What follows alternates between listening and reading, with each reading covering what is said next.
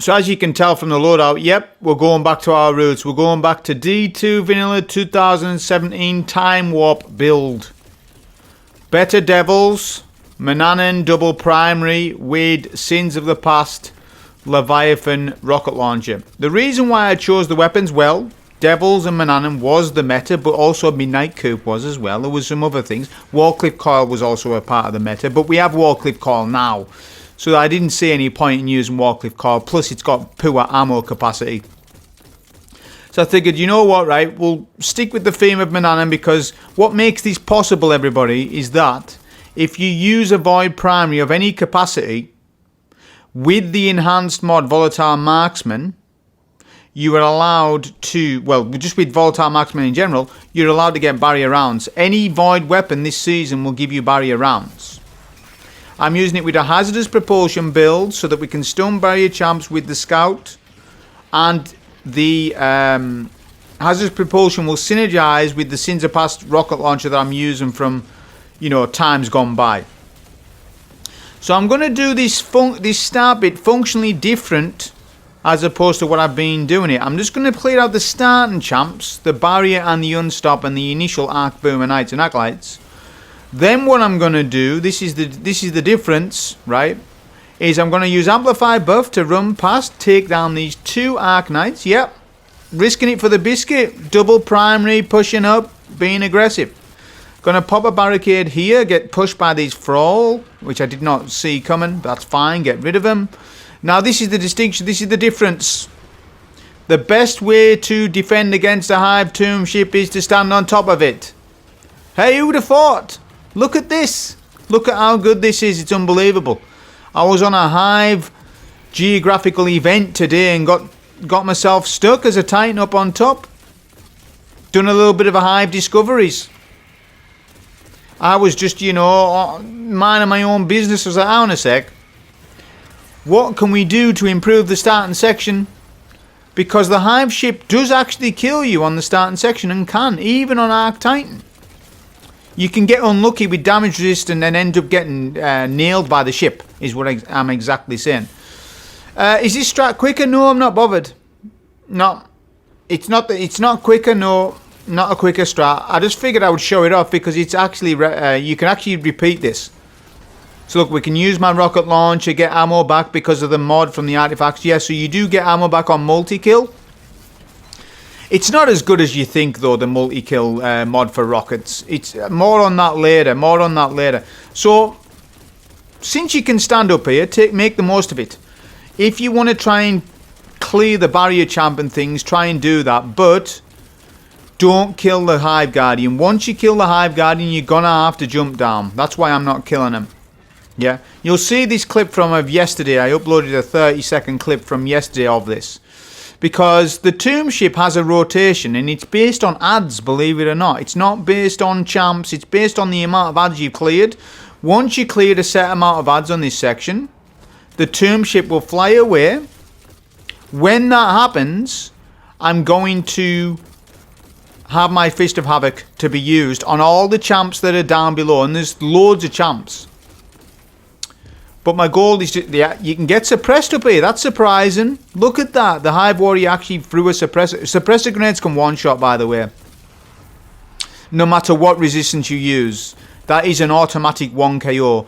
However, if you're not that close to the suppressor grenade and it only does radius attack to you, it won't one-shot. A direct hit suppressor grenade will 1 KO you. Be careful of it. Look, Hive Tomb ship flies away. We use a, you know, super there. That's what it means to be a Titan. We even get a Ghost Crush, and then we go back in on these champs with my Fist of Havoc. This is why we run Fist of Havoc. Exactly the gameplay here, look. My super ends. These champs are still stopped. I use my Sins of the Past. Melt the double unstops. Very good. Nice clip. That's why I uploaded it yesterday. But obviously this is the full run.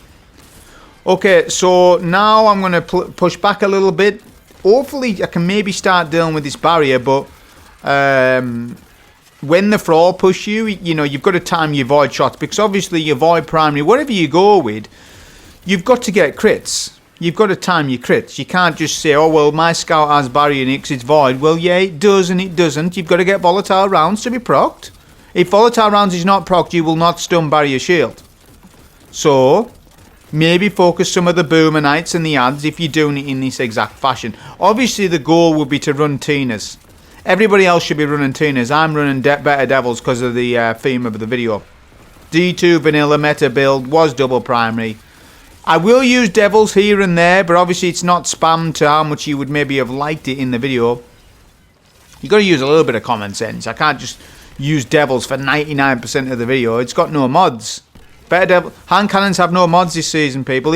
I wish they did, but they don't. So you got to make do. You got to make do with what you've got.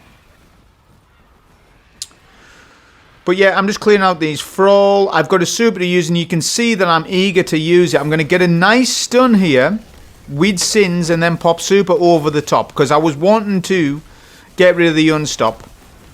Just because when you're dealing with the barriers, the unstop gets in the way. Yeah.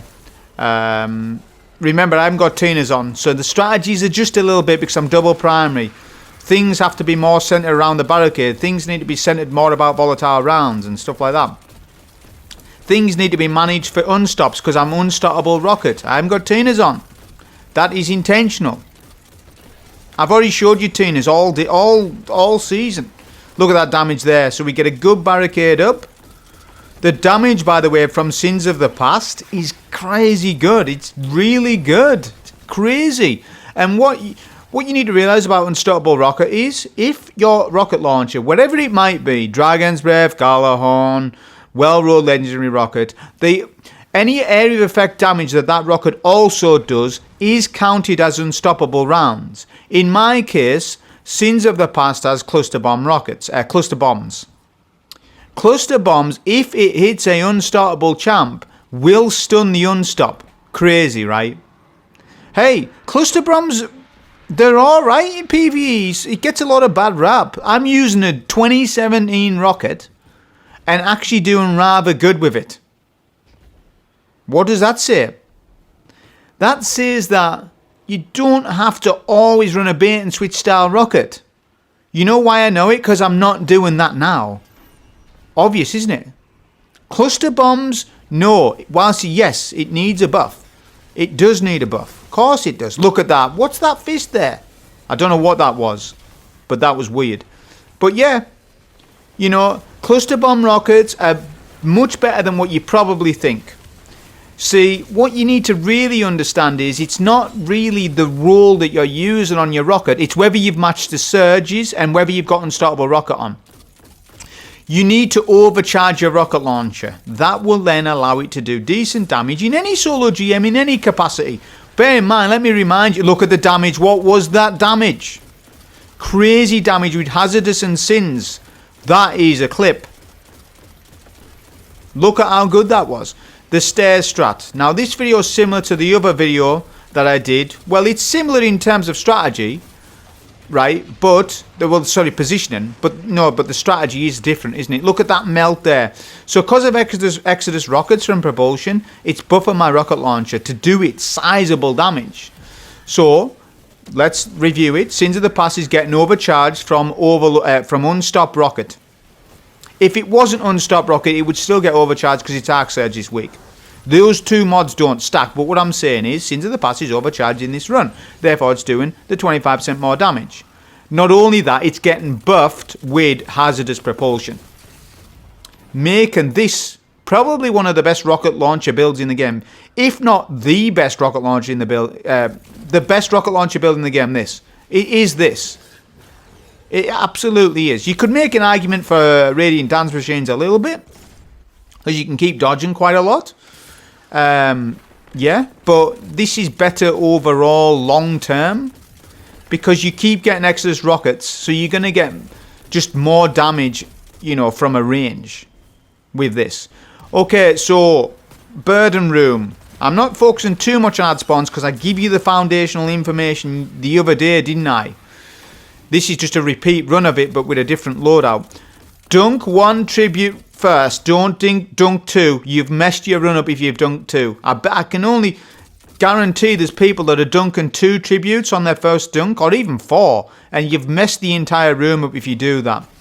This will manipulate the Hive Guardians if you do it. It's very important information. Right, dunk the first tribute off the first wizard. That's 1, right? Dunk your second tribute, only 1. That will put you to 2. 1 plus 1 is 2. I hope so, right? That will then spawn 1 Solar Guardian on the map. This is critical. This will make the Hive Guardian push you. If you don't do it like this, the Hive Guardian will not push you, because there will be 2 Hive Guardians, and when there's... See, what you need to understand is with champs, Hive Guardians, they hunt in packs. So if there's more of them, they're less likely to... Not hunt in packs, but they're more likely to be passive. Whereas if there's only 1 of them, they get desperate. It's a desperation mechanic. Yep, I said it. There's a desperation mechanic. If there's only 1 of them, they won't push. If there's 2 Hive Guardians, they will not push, because they want you to push them. It's a push mechanic. It's, you know, this is linked to 2019 mechanic, basically, from Shadowkeep, when champions first got introduced. It's just kind of like a mechanic where, you know, you'll have barrier champs, maybe there's 2 of them, they hug each other, right? When there's 1 barrier, not 2, the final barrier will push you because he gets desperate. This is a mechanic that's in the game quite frequently, and I've noticed it with this mechanic in Psyops. Right, when you get to the 4 dunk, you want to take care of your Shrieker. You'll get a Shrieker every 3 phases in this room. 4, 8, 12. 3 4s are 12, aren't they? But you will get your second... The trigger is on the second... On your 3rd tribute, well, in my case, it was 4th. Doesn't matter either way. On your 3rd or 4th tribute dunk, you will get your second Hive Guardian. There's not 3 in this room, there's only 2. Only 2. But I think there's a way of doing it where you get 3. I think so. Someone let me know if you've had 3 in this room. I think you can get 3. I don't know the conditions of it. I think if you do the dunks in some certain way, you can get 3. I'm not 100% on that, though, what I'm saying. I think that has happened to me, though. Not this season, but in the past. But all I'm saying is, you should be only getting 2 Hive Guardians and do it in this way. The Hive Guardian can be right or left. That is RNG. The Hive Guardian was right side for me, which is actually beneficial because I can do some chip damage to him. I've been doing chip damage to him. Your goal is to generate a super. This will make it really consistent. Because what you need to understand is once you push up right side, you're in a dangerous position. Even though you are on Striker Titan and you feel powerful, yeah, maybe so. But you're still up for death.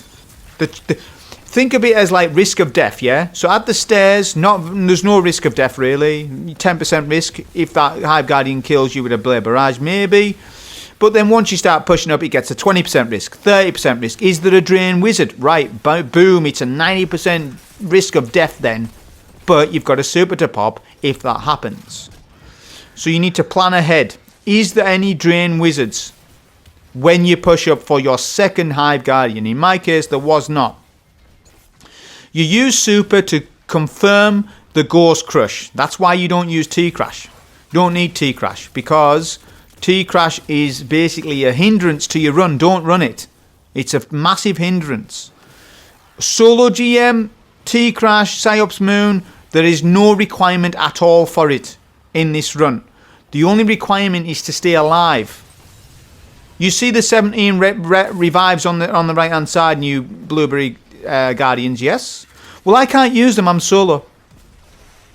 So you need to make your run consistent and take as much RNG out of your run as possible.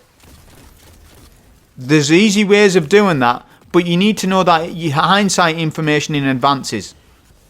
So from Tribute 4 to 8, you want to stand here. This is better than the stairs. Stairs was from 0 to 4.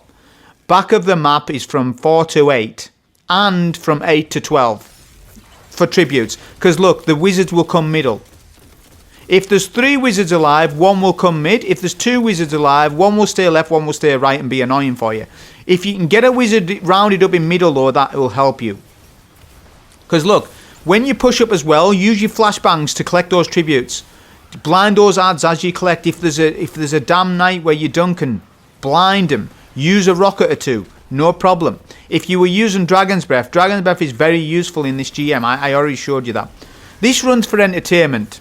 I'm not saying that you should actually run double primary, although, damn, Sins of the Past was fantastic in this. So if you want to have some glory fun days, yeah, you can whip out what you call it, Sins of the Past, because and also cluster bombs. It's actually a really good role for GMs. You know, it's actually decent, especially with hazardous propulsion.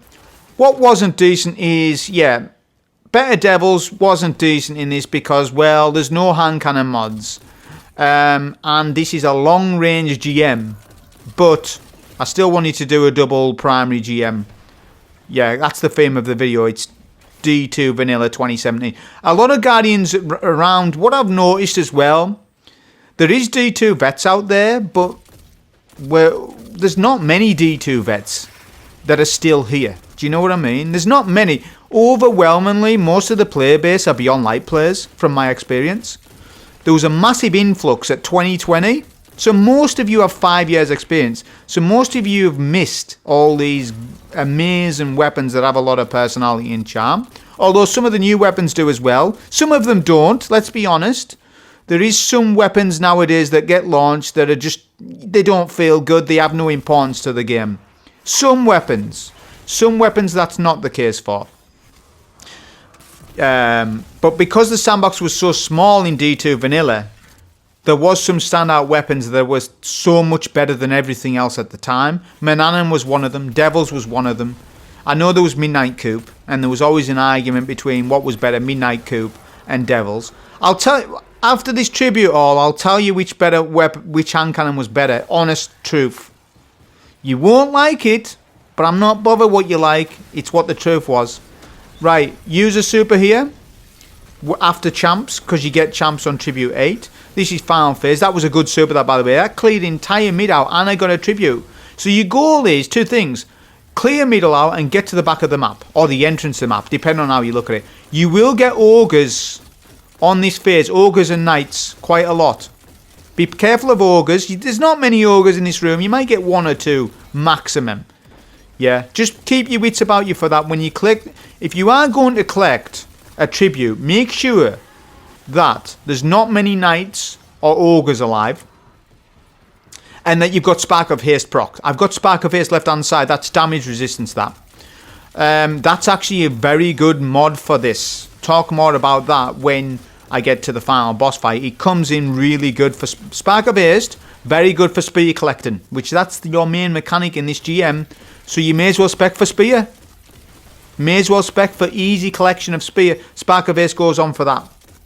Arc Titan's very durable, and you can swap out a lot of fragments because of Storm's Keep and what it does. It does a lot for you, so you can diversify a lot of arc fragments and use a couple of different things. You can run Spark of Recharge, for example. That's actually fine to run. You can use Spark of Focus a little bit.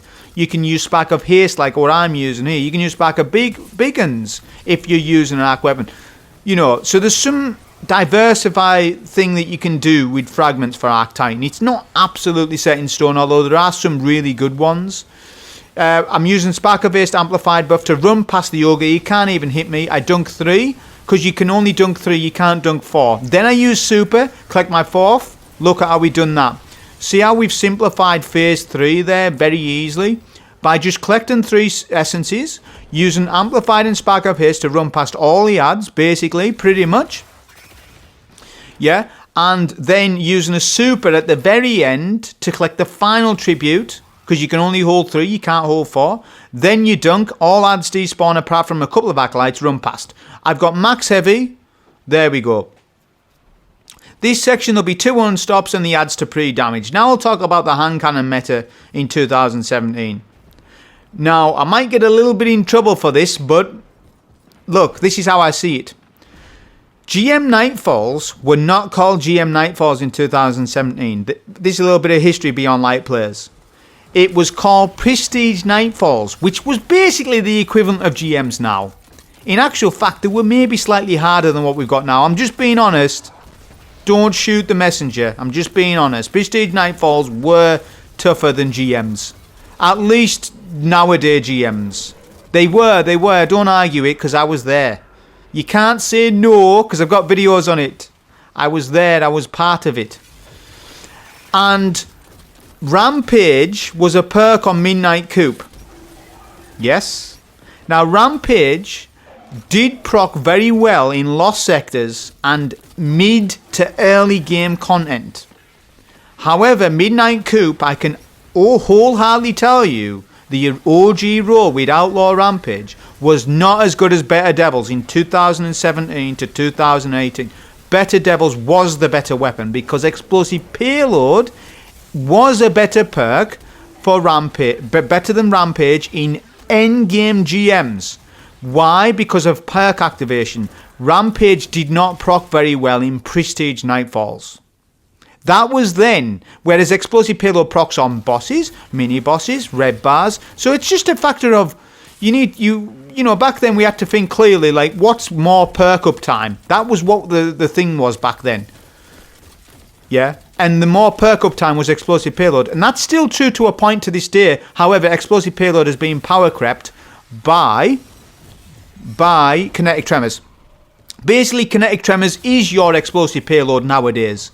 It's basically the best primary perk in the game. There's nothing better than Kinetic Tremors, which is exactly why Multimac is the most used, best, well-received SMG, because it's a 900 RPM, it's got Kinetic Tremors for ads, mini-bosses and bosses. It's good on all rank and file enemies, and it makes orbs.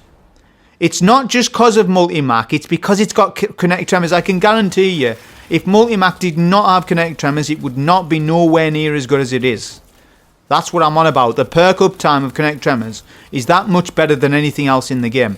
Explosive Payload's still good in the game, but it's not quite as good as Kinetic Tremors, because Kinetic Tremors does more damage. Alright, now you've had that bit of history. Now on to the actual run. The best place to stand is actually back of the map, because my rockets hit more. If I stand on the left hand side like I did the other day, it's actually not as good. So I'm standing at the back of the map for more boss damage. The boss will de-aggro, and when he does, let him de-aggro. I'm just going to clear the ads. Look at how good Manannan's doing here. It is doing good because I've tried a couple other Void Scouts and they're not hitting very well. Doom a Chelsea's Loyalist will swear by it, and it is better than Manannan. Of course it is. You can't compare. That's unfair. Doom of Chelsea's was a King's Fall weapon that got double perk traits. Damage buffs. You can't compare that weapon to Manannan. If Manannan was craftable in 2025, I can guarantee you that it would compete with some of the best scout rifles in the game. Easily. Because of its gun model, the archetype of it, it's a 200 RPM scout rifle. Very favourable. Slightly better than the 180s. Better than high impact frames, and better than the 260 RPMs. Better than Randy's. Yep, better than Randy's. The frame. I'm not on about its traits. I'm now on about the frame. So what I'm saying to you is 200 RPM scouts are the best frames for scouts for all purpose in PvE. Think Nightwatch. Remember Nightwatch. How good was Nightwatch as a scout rifle? Why was it so good? Well, it was good because it had that damage buff. It had explosive payload. It had some good reload perks. And its RPM was fantastic. 200 RPM. 180 RPM is good. Hung Jury is good. But 200 RPM is a little bit better. Only a little bit, but it's noticeable. That's why Manannan's doing so well for me. Not to mention, though, we have got Storm's Keep on. I'm well aware of it. But you could use this scout rifle with a Void Titan build or a Void Warlock build and do fantastic with it in actual fact. It hits hard enough to justify it. And it's Void Surge this week. I think it's always Void Surge, isn't it? I think it's been Void Surge every week. Is that right? I can't mind. Look at what I'm doing here, though. Look at what Sins of the Past just did to that unstop. This rocket's really good, even though it's only got Auto-Loan. Auto-Loan also is a S plus perk, though. People forget. Cluster Bombs. It's a RNG perk, and sometimes it does more damage than other times, but when it does more damage, it has a crazy interaction with Storm's Keep. That's what I was figuring out in the run when I was doing it. I was like, damn, what's going on with this? Cluster bombs are sort of interact. Because of the cluster bomb detonation, if you get a lot of detonations on a boss and it synergizes with the bolt charge, it does so much damage. So I might run Sins again, or maybe Curtain Call on another run. Because obviously there's Curtain Call, isn't there? Where you can, compare it. But talking now more about the run. So you've boss damage and champ damage is easy, look. You just saw it. Look at what's happening here, though. We're picking up the spears, which I'm going to speed up the footage for editing purposes, but here's the tips for spears. Number 1, if you have not done Psyops Battleground solo and you need to do it now, this week. It's the easiest. Why? Because Arc Surge is up. Arc Surge will give you a 25% damage bonus to spears this week. I am hitting for 22,000, 21,000 per aspect. 2 weeks ago, 3 weeks ago, I was hitting aspects for 16,000. We are getting a damage bonus from the spear because it does arc damage. This is the best time to solo Psyops. For those who are still struggling to do this, do it now this week. This is your time. This is your weekend to do it. Other tips is to make sure that you charge for the spear after the boss has done the Storm Caller Super. That attack right there. At 27 minutes 13 seconds. That attack is done every 10 seconds, roughly. However, you don't need to know that. What you need to know is the boss cannot do a Storm Super back to back. So, for example, he does a Storm Super at 27:10, then does another one at 27:12. It's impossible. The AI of the aspect will not do that. So, you can manipulate that by charging for the spear right after that attack.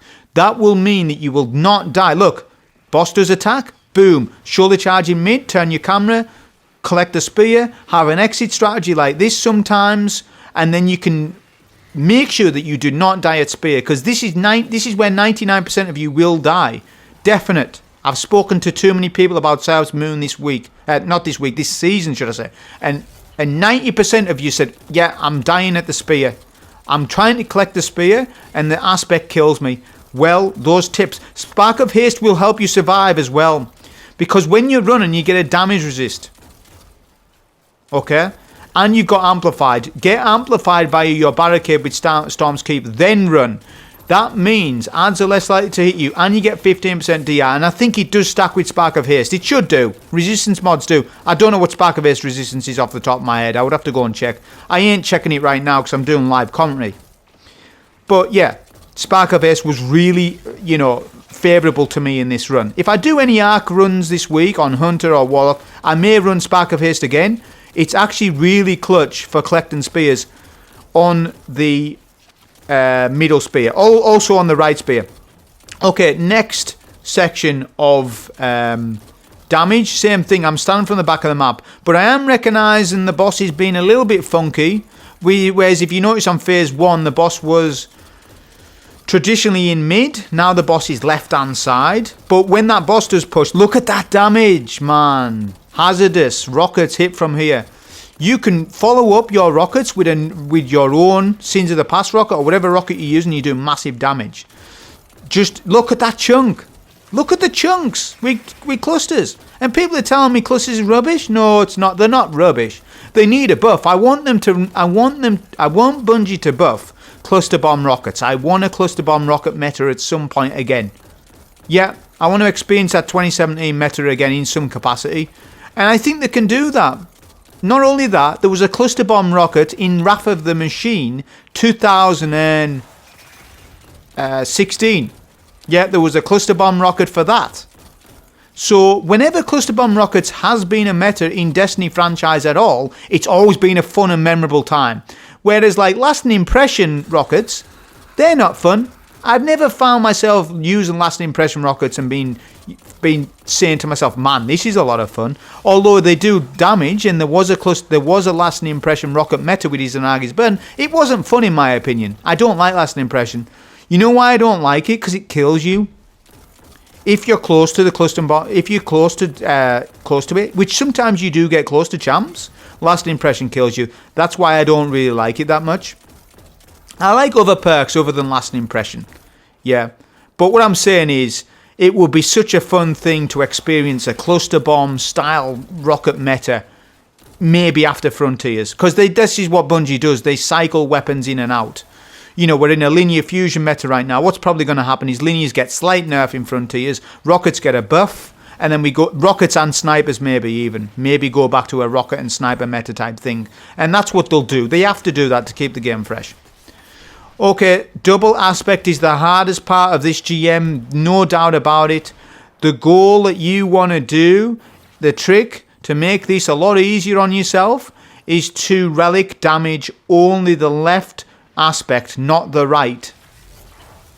The right hand aspect, okay, will aggravate you if you damage him at all. Generally it's a third HP, if I was to tell you exactly, but don't even risk that. Just don't do any damage to the first aspect. Right, this aspect on the right hand side, the one you're looking at. But you need the spear on right, because the spear on the left is no good to pick up. It's too dangerous to pick that one up.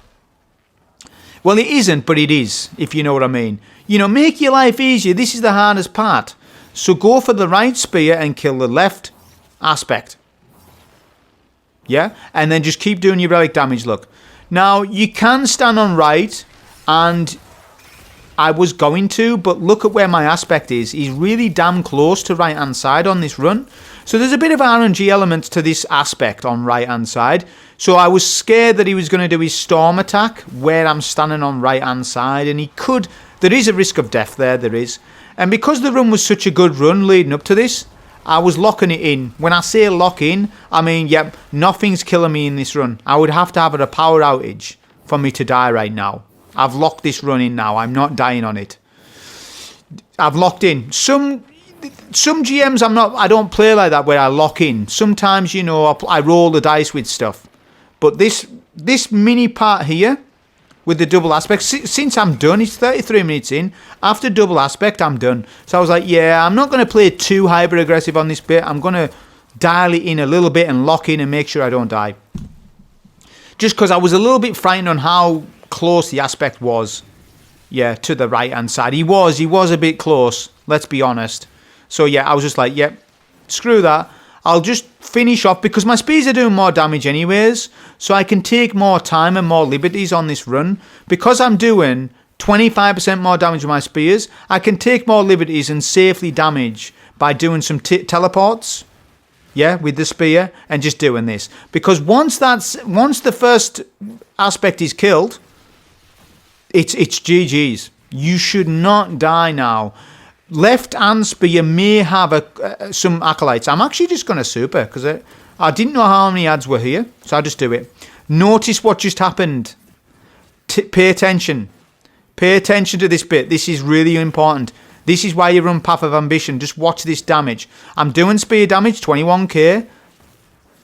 Yeah, I'm getting rid of some of the ads with the spear because the spear's ease of access. You can stand here. 21k. Keep watching. This is interesting. Blistering Dominance. Here we go. 42,000. Look at how good that is. Blistering Dominance doubles damage. There's your proof. There's your sciences. Look at how good that is. That's why you should run Path of Ambition. You'll be surprised to know that Sigil Stones drop more frequently than what you would expect in GMs. I think there might be some secret code with Sigil Stones and they drop after a certain amount of kills. I think there's a kill count system. You know, like with Prime Engrams where there's a kill count system. I guess people don't know about this.